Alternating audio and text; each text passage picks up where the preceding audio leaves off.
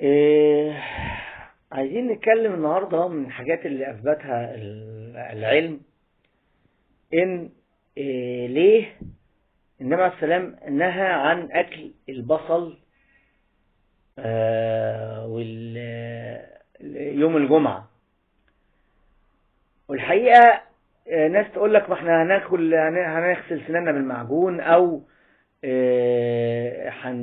هنعمل بكلوريتس، ناكل في اللبان كلوريتس او كده يضيع الريحه. يا جماعه الموضوع مش في الريحه بتاعه الفم بس، المشكله كمان انه البصل ده بيعمل غازات شديده جدا بتملى القولون وتبدا تخرج معاك في نفسك، يعني نفسك نفسه طالع جاي من مناخيرك اللي طالع وداخل طالع من مناخيرك بيبقى ريحته بصل، ريحته وحشه.